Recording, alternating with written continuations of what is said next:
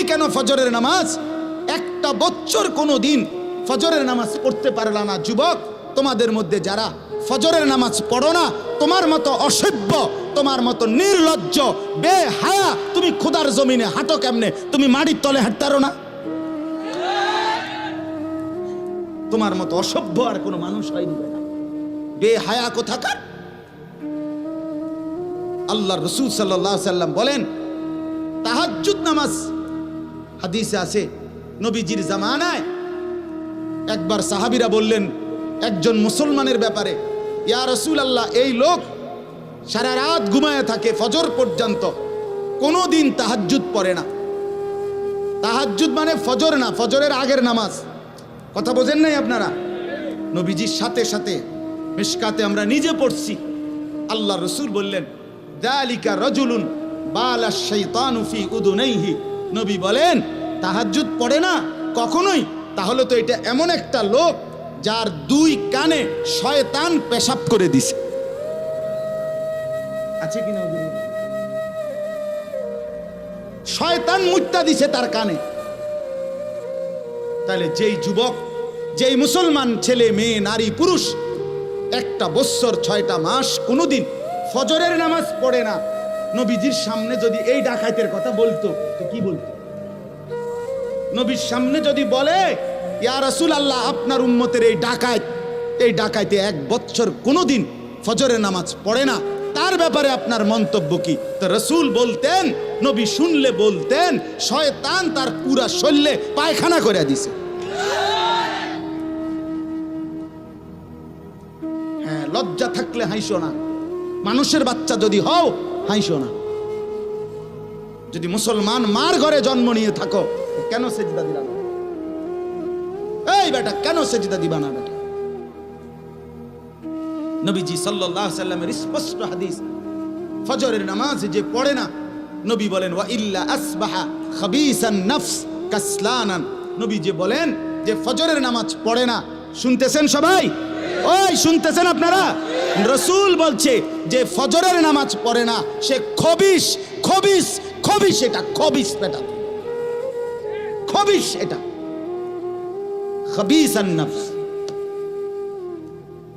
কাসলানান, এটা অলস, অকর্মণ্য, অপদার্থ। এটা কোনো পদার্থ ফেলাস্টিক, ডাকামলা। এজন্য দয়া করে জিন্দেগির কদর করেন, বলেন ইনশাআল্লাহ। আল্লাহ আমাদেরকে তৌফিক দান করেন। হিম্মত চাই, হিম্মত। বন্দেগীর জন্য হিম্মত দরকার, হিম্মত দরকার। আপনারা, আমরা মানুষ, আমরা মুসলমান। আজকে বাপ আমরা আগাইতে পারছি না আমাদের খামখেয়ালির কারণে। আজকে সারা পৃথিবী আমাদেরকে বিদ্রুপ করে, মুসলমানের বিরুদ্ধে ষড়যন্ত্র করে, মুসলমানের উপরে জুলুম অত্যাচার করে, মুসলমানের যুবককে নিয়ে আপনার মস্কারি খেলে, তামাশা করে, একবার দুষ্টামি কইরা এটা যেন পাগলের মতো বানায় ফেলছে। মুসলমানের যুবককে একবার বেঈমানে বলে চুল এদিক দিয়ে কাইটা ফালায় দে, হেতে লাখ লাখ যুবক ফেলে দিল। পরের মাসে বলল, বেঈমানে বলল যে এবার চুল এদিক দিয়া ফালা, এবার দিল এদিক দিয়া ফালাইয়া। পরের মাসে বলল চুল চারিদিক থেকে কাইটটা একদম সমান করে মাঝখান দিয়ে একটা পাখির বাসার মতো চুল রাখ। যুবক এটাও লাখ লাখ করলো। তাহলে তোমারে যে পাগলের মতো, ছাগলের মতো তোমারে ঘুরাইতেছে, তুমি আহাম্মক বোঝো না? তুমি বোঝো না? হ্যাঁ, তোমারে 3 বছরের ভিতরে কয়টা ফ্যান বদলাইল? আমার দিয়ে 42 বছরের ভিতরে লুঙ্গি বদলাইতে পারলো না। অসুবিধা কি? তোমারে কে এতবার ফ্যান বদলাইলো? একবার সিফা, একবার ডোলা, একবার মারু আপ প্যান্ট, একবার ফুল আপ প্যান্ট, একবার মাঝখান দিয়ে সিরা, একবার পিছন দিয়া তুমি টাইন নাইডারে উড়াও, কাইডারে একবার রাবার দিয়ে এনে গলার লগে লাগালে কারণ বাচ্চাদের কি ফ্যান করে? ওই যে একটা ফ্যান হাফ প্যান্ট আছে না, এটা গলা সহ লাগাইলা। ঘটনাটা কি বুঝা তো উচিত। আরে আমার লইয়া কেরম শুরু করলো? আমি তো প্রায় বলি, আমি যদি এই লোকটারে এখন বলি, এই ছেলেটারে যে তুমি একবার দাঁড়াও, দাঁড়াইলো, আবার বইলো, আবার একটু কাইতে হইলো, আবার এদিকে কাইতো যে ঠ্যাং দুটো আলগি দাও, দিল ঠ্যাং আলগি। এরপর হে কি কইবো আমার, কবিটা কি পাগল ধরে আনছে? কথা বলেন না, বলবে কি না? বলে আরে আরে এটা কি পাগল, এবার আমারও লইয়া কেরম শুরু করছে কি, একবার কয় ডাইন দিকে, একবার কয় বাম দিকে, একবার কয় ঠ্যাঙ্গাল কি দাও, বলবে কি না? বলেন না কেন? যেই কোনো মানুষ বলবে এটা যে আমারও লইয়া কে পাগলামি শুরু করলো। কোরআনুল কারীমের মধ্যে আছে ইন্না ফি যালিকা লা যিকরা লিমান কানা লাহু কলবুন আও আলকাস সামআ ওয়া হুয়া শাহীদ। তিনটি জিনিস যে একত্র করে, এক নাম্বার হলো কলব মানে দিল, অন্তর, ভিতরটা। দুই নাম্বার হলো আও আলকাস সামআ মানে কান। তিন নাম্বার হলো ওয়া হুয়া শাহীদ, সে নিজে সশরীরে সচক্ষে উপস্থিত, মানে চোখ, চোখে শোনা মানে চোখে দেখা মানে তো সশরীরে আছে, ঠিক না বলেন? যে দিল, কান, চোখ, আল্লাহ বলেন এই তিনটা একত্র করে শুনবে, নিশ্চয়ই তার জন্য আমার এই কোরআনের মধ্যে অবশ্যই নসিহত আছেই আছে, অবশ্যই উপদেশ আছেই আছে। সুবহান। তাহলে শর্ত হলো তিনটাকে একত্র করা, দিল, কান, চোখ একসাথ করা, একসাথ একত্র করলে ইনশাআল্লাহ তিনটাই যদি সজাগ রাখেন, অন্তর দিয়ে উপলব্ধি করলেন, মনোযোগ দিয়ে কান দিয়ে শুনলেন, সচক্ষে দেখলেন, এই তিনটা মিলাইলে ইনশাআল্লাহ জিন্দেগি বদলাবে, আল্লাহর কোরআন থেকে পরিবর্তন আসবে, জীবনটা গঠন করার মানসিকতা আসবে। এজন্য দয়া করে প্রত্যেকেই মনোযোগী হন। কোরআনুল কারীমের মধ্যে বহুভাবে আল্লাহ তাআলা বলছেন বান্দা গাফিল হইও, গাফিল হইও। আমাদের প্রিয় নবী সাল্লাল্লাহু আলাইহি ওয়াসাল্লাম, যার একটি মিনিটও বেহুদা নষ্ট হয় নাই, দিবা নিশি 24 ঘন্টা যিনি কোনো না কোনো ফিকিরে থাকতেন, কোনো না কোনো টেনশনে চিন্তায় থাকতেন। হাদিসের মধ্যে আছে কানা রাসূলুল্লাহ সাল্লাল্লাহু আলাইহি ওয়াসাল্লাম মুতাওয়াসিল আল আহজান দাইমাল ফিক্র। সাহাবীরা বলেন তো রাসূলুল্লাহ সাল্লাল্লাহু আলাইহি ওয়াসাল্লাম, সাহাবায়ে কেরাম বলেন যে নবীজিকে সারাক্ষণ দেখলে মনে হইতো দুইটা অবস্থা, মুতাওয়াসিল আল আহজান ধারাবাহিকভাবে চিন্তিত, দাইমাল ফিক্র সারাক্ষণ কোনো না কোনো চিন্তা করতেছে। মানুষ, এটা আমরাও তো বলি, মানুষের চেহারা দেখলেই মানুষ বলে ভাই কোনো পেরেশানিতে আছেন, এই চেহারায় বুঝায়। ভাই কোনো চিন্তা, খুব কোনো গভীর চিন্তা করতেছেন, আপনি কেউ কোনো খুব বিপদে আছেন, চেহারা ফুটে ওঠে। সাহাবীরা বলতেন নবী সাল্লাল্লাহু আলাইহি ওয়াসাল্লামের চেহারা মোবারক দেখলেই মনে হইতো তিনি চিন্তিত, তিনি ভাবতেছেন কিছু না কিছু, কিছু না কিছু ভাবতেছেন। আর কি করা যায় উম্মতের জন্য, মানুষের জন্য, এই ছিল তার দিবারাত্রির ভাবনা। আরো কি করতে পারে? দাওয়াত ও তাবলীগের সারা বিশ্বব্যাপী মেহনতের বরকতের মূল কারণ এটা একটা। হযরত মাওলানা ইলিয়াস রাহমাতুল্লাহি আলাইহি,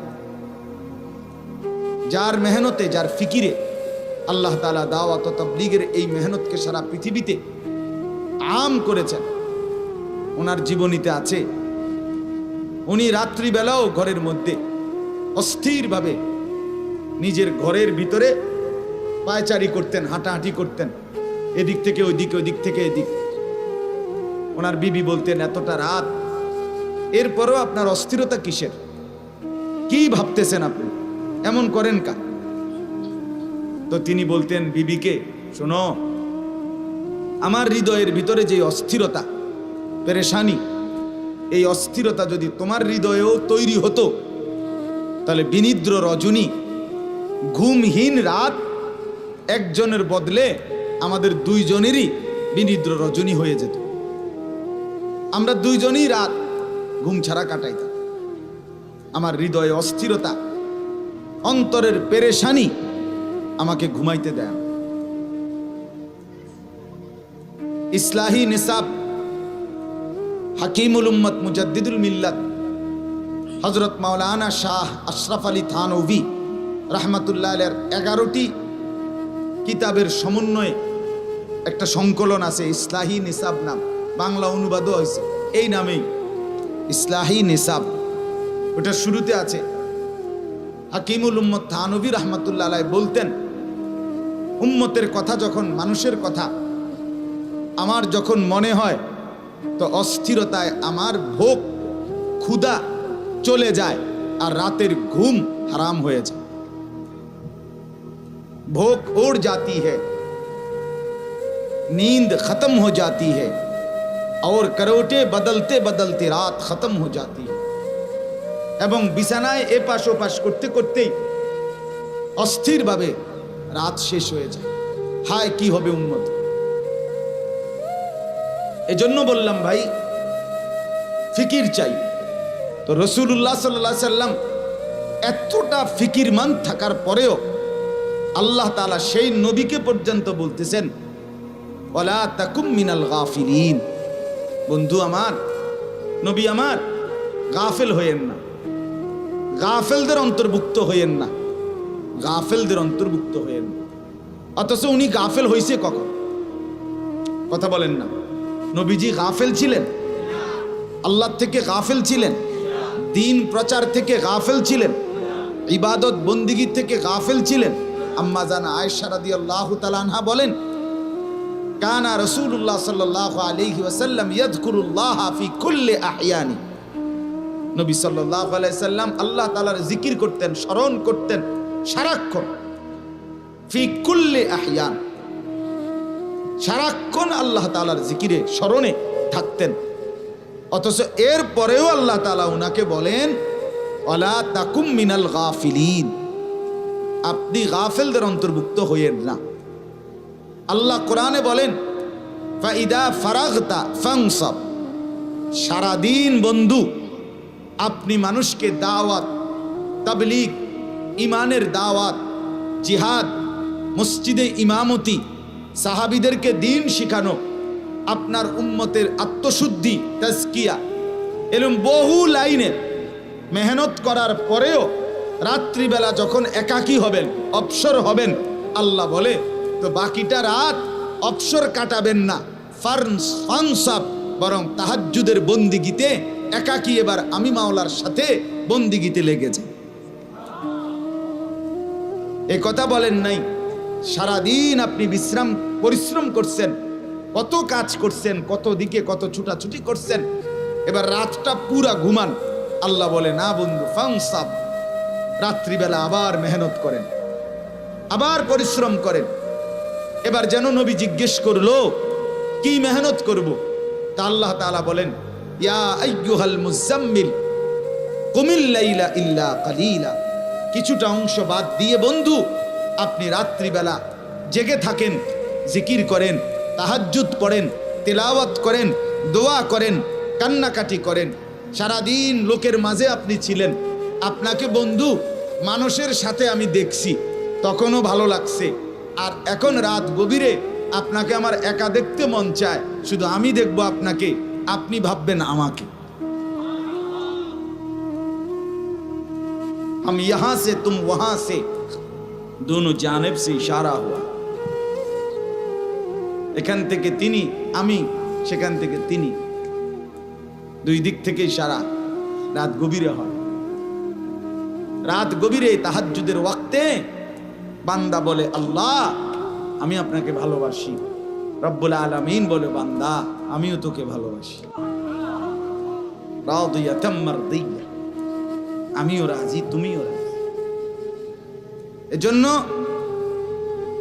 রাসূলুল্লাহ সাল্লাল্লাহু আলাইহি সাল্লামকে আল্লাহ তাআলা সারাক্ষণ ব্যস্ততার মধ্যেই রাখছে, ব্যস্ততার ভিতরে। নিজের থেকেই ব্যস্ত ছিলেন, তবু আরো ব্যস্ততার ভিতরে আল্লাহ উৎসাহিত করছে। ইন্না লাকা ফিন নাহারি সাবহান তাবিলা আযকুর ইসমা রাব্বি। আল্লাহ বলেন, আমি দেখতেছি বন্ধু সারাটা দিন আপনার লম্বা পরিশ্রম, সাবহান তাবিলা, সারা দিনে আপনি খুব পরিশ্রম করেন, কত কত কাজ করেন মানুষের জন্য, কবি ইধার কবি উধার, কখনো এদিকে কখনো সেদিকে, কবি জমি পর কবি আরশ পর, কবি দর বদর, কখনো নিচে কখনো উপরে, কখনো দুয়ারে দুয়ারে আপনি কালেমার ফেরি করেন, ইমানের ফেরি করেন, আপনি আখিরাতের ফেরি করেন, কালেমার দাওয়াত দেন। তবুও আপনাকে বলতেছি, এত ব্যস্ততার ভিতর দিয়েও ওয়াযকুর ইসমা রাব্বিক, আপনি আপনার রবের জিকির, আল্লাহর নামের তাসবিহ এটা চালু রাখেন। তাহলে অবসর দিছে কখন? মোবাইল টিপ তো দিছে কখন? কথা বলেন না কেন? 1 থেকে 1.5 ঘন্টা লাগাইয়া বুটমুড়ি খাইতে দিছে কখন? বলেন। 10 মিনিট লাগাইয়া পান খাইবার টাইম দিছে কখন? কথা বলেন। লোকজন নিয়া চা বন বিড়ি আরে গপসপ মারনের টাইম দিছে কখন? এতগুলো কথা বলার অর্থ হলো, আমার প্রতিদিনকার বয়ানে আমি চেষ্টা করি এই কথাটা বলতে, যে আন্তরিকতা চাই, মনোযোগ চাই, আগ্রহ থাকা চাই, মানার মানসিকতা থাকা চাই, গ্রহণ করার ইচ্ছা থাকা চাই। খোদার কসম নইলে বদলাবে না। খুব আমার খুলনার হযরত বলছেন, বাংলাদেশের একজন অন্যতম বুজুর্গ, পাকিস্তান করাচির বিশ্ববিখ্যাত বুজুর্গ কুতবে আলম আরিফ বিল্লাহ হযরত মাওলানা শাহ হাকিম মোহাম্মদ আখতার রহমতুল্লাহ আলাইহির খলিফা, খুলনার হযরত মাওলানা মুফতি নুরুল আমিন সাহেব হযরত বলছেন, নামাজের মধ্যে যেই জায়গাগুলোতে চোখের দৃষ্টি যখন যেই অবস্থায় যেখানে রাখতে হয়, দাঁড়ানো অবস্থায় সেজদার দিকে, রুকু অবস্থায় 2 পায়ের মাঝখানে, বসা অবস্থায় কোলের দিকে, সেজদা অবস্থায় নাকের দিকে, আর 2 সালাম ফিরাইবার সময় আপনার এই কাঁধের উপরে। তো হযরত বলেন যে এই প্রথম যেই 4টা, অর্থাৎ দাঁড়ানো অবস্থায় সেজদার দিকে, রুকু অবস্থায় 2 পায়ের মাঝখানে, বসা অবস্থায় কোলের দিকে, সেজদা অবস্থায় নাকের দিকে, হযরত বলেন চেষ্টা করে দেখবেন খুব কষ্টকর, অনেক কষ্ট করে নজর এখানে ঠিক রাখতে হয়। নজর শুধু সারাক্ষণ নড়াচড়া করতে চায়, এদিক সেদিক চলে যেতে চায়। এজন্য বন্দিগি কষ্ট করেই অভ্যস্ত হইতে হয়। একদিন যখন অভ্যস্ত হয়ে যায় তো আল্লাহ তাআলার মহব্বত আর মারিফাতের মজা আর স্বাদ পাইতে থাকে, স্বাদ পাইতে। এজন্য এখন আপনাকে কষ্ট করতেই হবে। আপনি নফসরে বুঝাইতে হবে, কিচ্ছু হয়েছে না, যা ইচ্ছা তা হোক, আমি আল্লাহর কথা শুনতেছি। হযরত আব্দুল্লাহ ইবনে জুবায়ের রাদিয়াল্লাহু তাআলা আনহু, হেকায়েতে সাহাবার মধ্যে শেখুল হাদিস হযরত মাওলানা জাকারিয়া রাহমাতুল্লাহর কিতাবে আছে, হযরত আব্দুল্লাহ ইবনে জুবায়ের রাদিয়াল্লাহু তাআলা আনহুমা, উনি একদিন ঘরের মধ্যে রাত্রিকালীন তাহাজ্জুদের লম্বা নামাজ পড়তেছিলেন। ঘরে ওনার পাশের চকিতে ওনার ছেলে ইয়াহিয়া, ছেলে শোয়া, ছোট ছেলে। এই অবস্থায় ঘরের চাল থেকে ছোট সাপ ঘরের চাল থেকে পড়ছে। বিবি বাচ্চারা অন্যরা হই হুল্লুর চিল্লাচিল্লি চেঁচামেচি করে এই সাপ মারছে, চিৎকার চেঁচামেচি করছে। উনি ওনার নামাজই পড়তেছেন। সালাম ফিরাইবার পরে ওনার বিবি ওনারে বললেন, নফল নামাজ ছেড়ে দিলে হইতো না? বুঝেন না কথাটা? নফল নামাজেরা এটা ছেড়ে দিলেও তো সারত। তিনি বলেন, কেন ছেড়ে দিত? মানে কি কারণে, কি হয়েছে? কমা কয় কি হয়েছে? এবার বেড়ি সেতড়িনি কোতে বেড়া কয় কি হয়েছে? বেড়ে দুনিয়া কিনার করে লাইলাম, এবার এমন কয় কি হয়েছে? উনি বলতে, আসলেই কি হয়েছে বলো, আমি তো বুঝতেছি না কি হয়েছে। হায় আল্লাহ, আপনি কিছুই টের পান নাই? না। কচ্ছে এতক্ষণ পর্যন্ত সাপ পড়লো, মারলাম, চিৎকার দিলাম আমরা, এত আওয়াজ হইল, আপনি টের পান নাই কিছুই? তিনি বলছেন বিবিকে, হাই বিবি, যদি টেরই পাইতাম তাহলে কি সেটা আমার নামাজ হতো?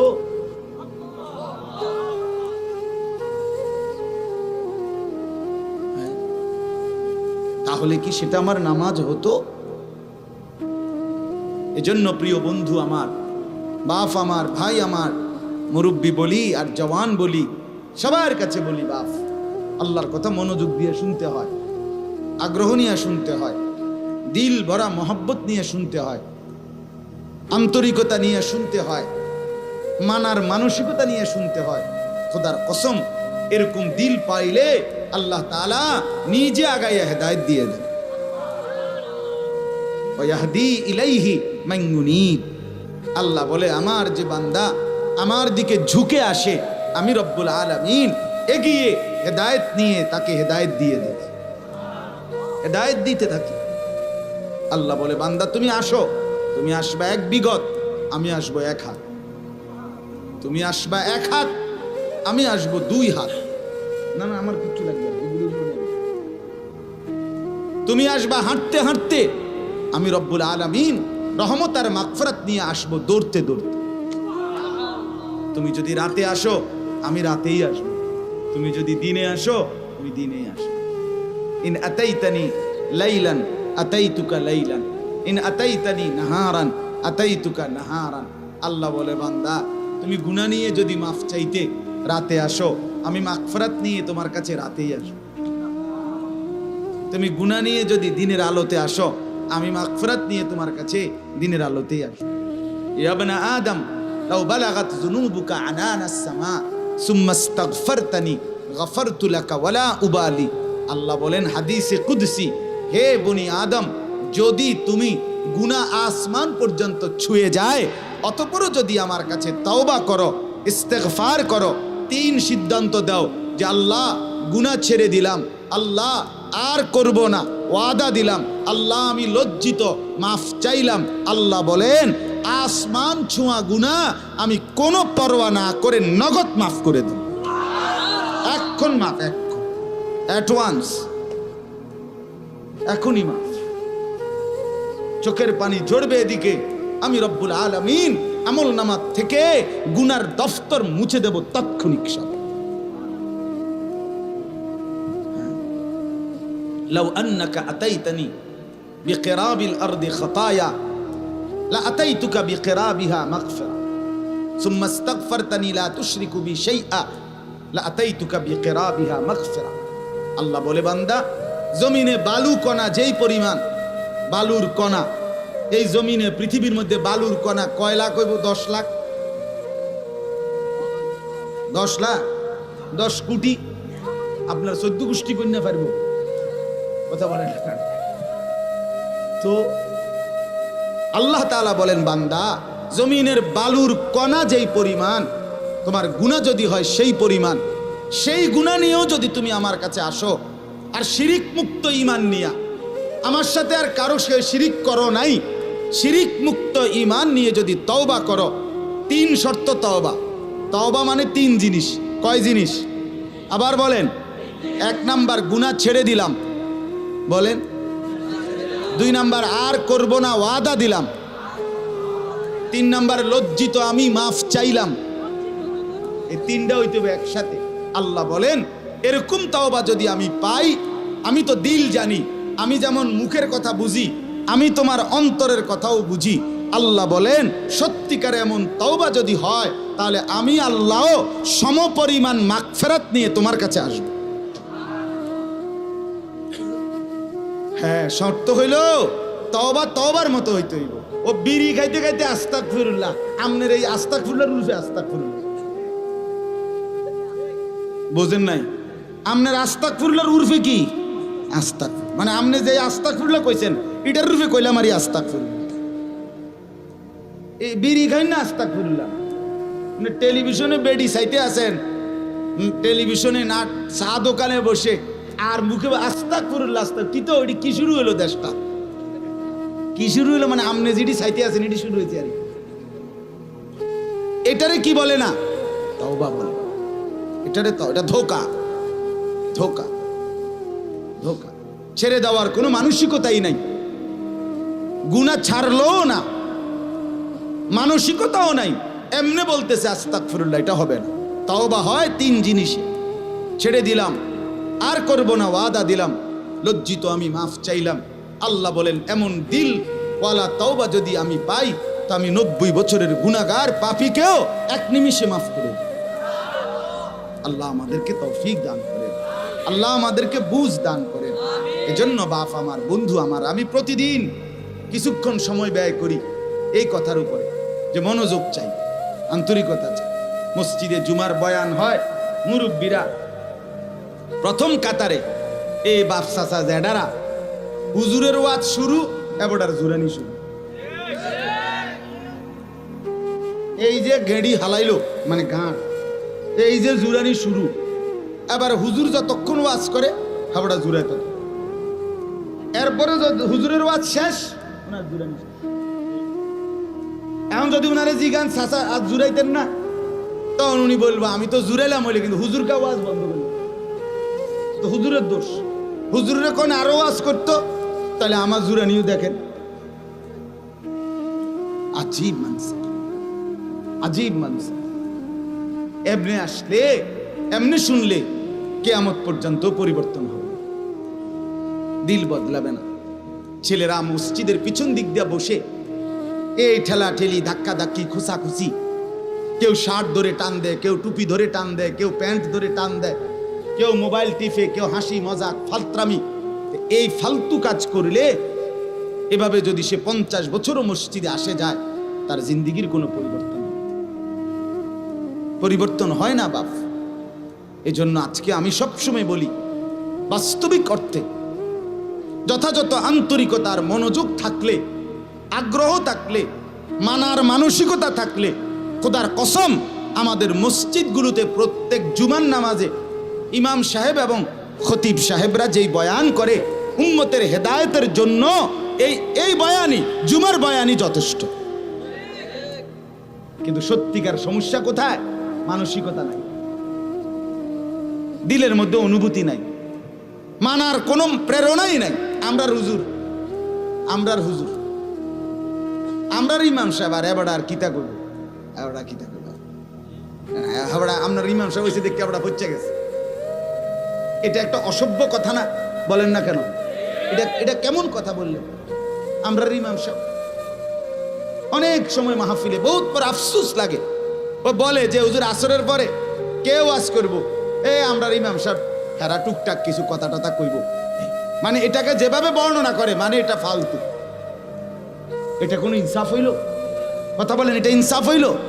আল্লাহর কথা যে বলে, যখন বলে, এলাকার হোক আর চাঁদের দেশের হোক আর মঙ্গল গ্রহের হোক, খোদার কসম আল্লাহর কথা যে বলে সেই দামি, সেই সম্মানী, তারটাই মূল্যবান। তিনি ইমাম হোক, তিনি খতিব হোক, এলাকার হোক, দূরের হোক। হ্যাঁ, আমার খুলনার হযরত বলেন, প্রত্যেক মসজিদের ইমাম, মুয়াজ্জিন দুইজনই আল্লাহ তাআলার প্রিয় বান্দা, আল্লাহর নেক বান্দা। ওই এলাকাবাসীর উচিত দ্বীন শিখার জন্য, আখিরাতের রাস্তা চিনার জন্য নিজ নিজ মহল্লার ইমাম, মুয়াজ্জিন, খতিব ওনাদের সাথেই উপযুক্ত সম্পর্ক, আন্তরিকতা বাড়ানো উচিত। তাইলে দেখা যাবে হেদায়েতের জন্য, জান্নাত পাওয়ার জন্য ওনাদের রাহবারি, পথ প্রদর্শন, এটাই যথেষ্ট। আন্তরিকতা চাই। সোজা কথা হইল আন্তরিকতা চাই, আন্তরিকতা দরকার, মানার মানসিকতা দরকার। এই জন্য ইনশাআল্লাহ আজকের থেকে ওয়াদা দেন, এই যারা এতক্ষণ শুনলেন মনোযোগ দিয়া, তারা ওয়াদা করেন যে মসজিদে জুম্মার বয়ান, দাওয়াত ও তাবলীগের সাথীদের বয়ান, এরপরে খানকা আল্লাহওয়ালা পীর বুজুর্গদের বয়ান, এরকম ওয়াজ মাহফিল, বিভিন্ন মহল্লায়, মসজিদে, মাদ্রাসার ইসলাহি বয়ান, সব ক্ষেত্রে যখনই আল্লাহর কথা হয়, নেক কথা হয়, সেটা শতভাগ মনোযোগ, আন্তরিকতা, মানার মানসিকতা নিয়ে শুনবেন। বলেন ইনশাআল্লাহ। কারি কথা হাসরের ময়দানে ফিডা খাওয়ার জন্য তৈরি থাকেন। ফেরেশতা প্রথম বাড়ির লোক একদম হুতায় এলেন, মনে রাখি। এই বুড়ো মানুষ অনেকে আছেন এরকম তামসার কথা কয়, রসিক মনে করেন ফাতরামি করে, আপনি মস্কারি করেন। হ্যাঁ, আপনি মস্কারি করেন, কয় তো ভালো লাগে, তো কয় বুঝি তো, আমরা লেগে পারি তো না। কা পারেন না? আপনি ভাত খাইতেন পারেন, বন খাইতেন পারেন, গোস্ত খাইতেন পারেন, মাছ খাইতেন পারেন, আপনি 14 গোষ্ঠীর সব বুঝেন। আপনার বিএস, সিএস, আরএস, খতিয়ান, আপনার জিঙ্গলে আরো কুদ্দা ওঠেন। ঘটনাটা কি? আপনার যে সাদওয়ানে 3 জনে দৈর্য থামান জানা, আরে যারা আল্লাহ দোয়া কত থামেন না, আরে রাখ বেটা, তারে বুঝাই লই বেটা, আপনি দিয়ে এখন 7 মাঠ বইতে আলান, ঘটনাটা কি? এই সময় আপনি পারেন, আপনি বন্দিগির বেলা এলে কোয়ান কেন? কথা বলেন না কেন? কাটসাট কথা, পরিষ্কার হিসাব। মানুষ যে আল্লাহ তাআলা যে মানুষ বানিয়েছেন, সে আল্লাহ তাআলার সমস্ত ইবাদত করতে পারবে, এই যোগ্যতা দিয়েই মানুষ বানাইছে। কথা বলেন না? নাহলে আপনারা ছাগল বানাইতো আল্লাহ, আল্লাহ আপনারে গরু বানাইতো। আল্লাহ আমাকে মানুষ বানাইছেন মানেই আমাকে আল্লাহ তাআলা তার সমস্ত হুকুম মানার যোগ্যতা দিয়েই বানাইছেন। মালিক জুলুম করে না, আল্লাহ জুলুম করে না, আল্লাহ জুলুম করে না। ইন্নাল্লাহা লা ইয়াজলিমু মিসকালা দাররা, আল্লাহ বলেন আমি এক বিন্দু জুলুম করি না।